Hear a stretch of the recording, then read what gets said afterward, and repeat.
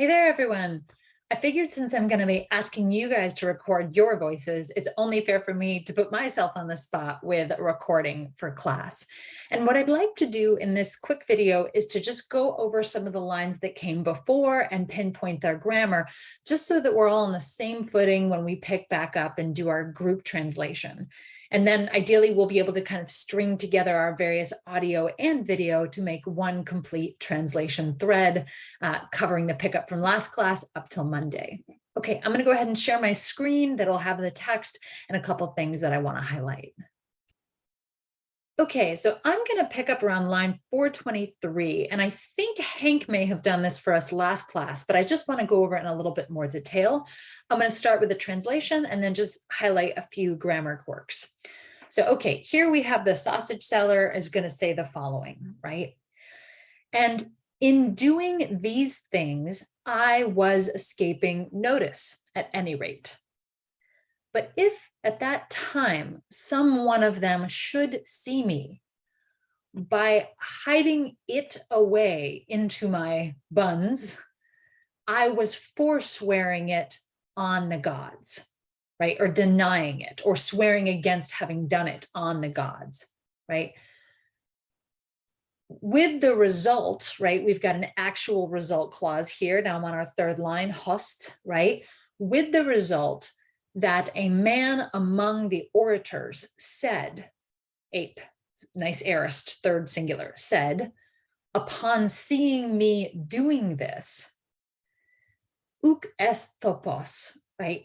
It cannot be that hopais, this here child, will not govern the people, right? The demos. Okay, so we have in these first two lines a continuation of the sausage seller's story, and then in the last two lines an explanation of the public reaction he got. Okay, the grammar features I'd like to highlight, went too far, in this line have to do with our two verbs in the main conditional, right? Because we have a conditional with a protasis, an a, and then an apodosis. Now, often when we learn conditionals in Greek, we learn all the formulae and then we kind of remember like, okay, optative plus on is a future less vivid. But what you're going to see a lot in Greek is actually mixed conditionals, right? Where the speaker starts with one type of conditional and then ends on the other.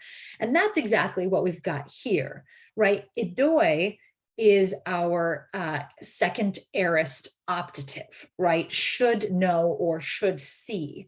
And this suggests that the sausage seller is at first sort of speculating that there's no possible chance or a very slim chance that anybody saw him doing these things.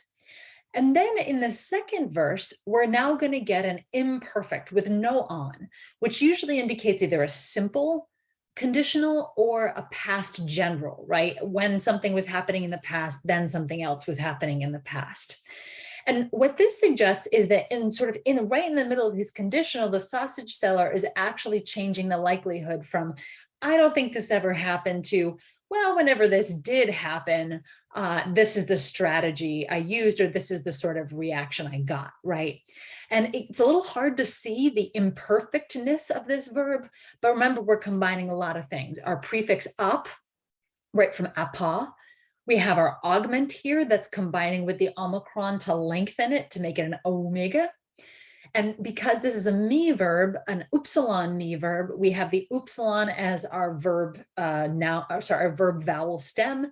And then of course, the first person singular imperfect nu as the verb, right? We normally see this as on, right? Like eluwan, I was solving or I was releasing. And here it's just un because we have an umi verb.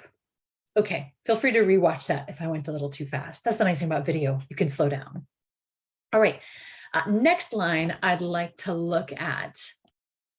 Okay, we've dealt with the conditional in the first two lines, and what I'd briefly like to touch on, of course, is our last two lines. With hosta, we're used to seeing this with result clauses, and of course we can have two types of result clauses. We can have intended result, right, or anticipated result. She is so beautiful as to get many invitations to the prom. That phrasing, right, suggests that the young woman in question is so beautiful, not that she necessarily has, but that she could, right? That might be an anticipated result. But here, of course, we have an indicative verb, right? Epet, right? A third person aorist singular, right? So we have an actual result, right? So sneaky was the sausage seller that a man among the orators said. Lastly, in our final line, if you stumbled over this combination a little bit, you should just know that uk esti hopos, or with your aspiration, uk esthopos, is a really common idiom. It cannot be the case that, or surely it's not the case that, right?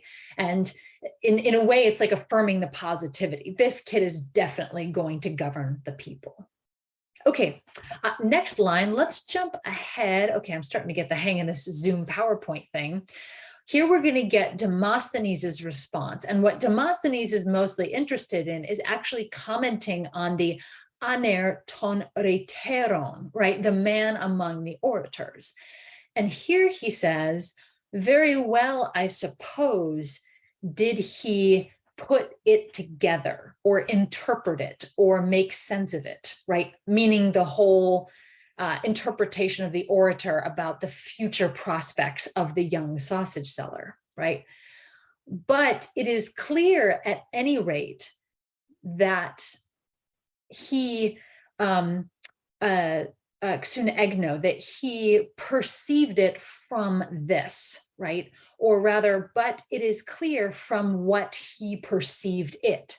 And then the afu is going to be explained by the line below, because having forsworn it and having stolen it, your asshole was holding the meat, right?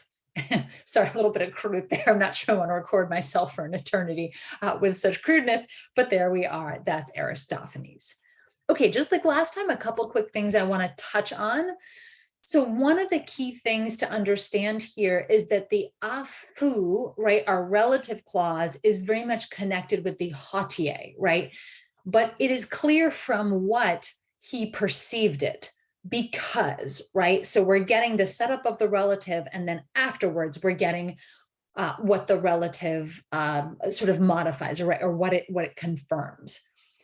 The other thing that's kind of striking in this sentence is the ambiguity about who the nominative subject is, because technically speaking, grammatically, ha proktos, the asshole, is the subject of all of the participles and verbs here.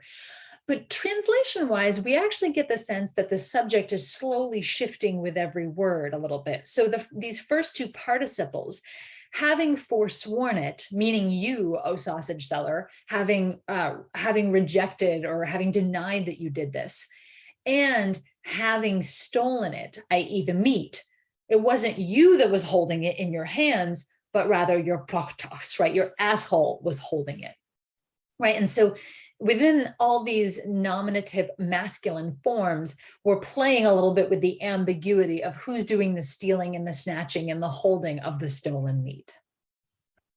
I think the one last thing I wanted to look at was this last verb in the first line here.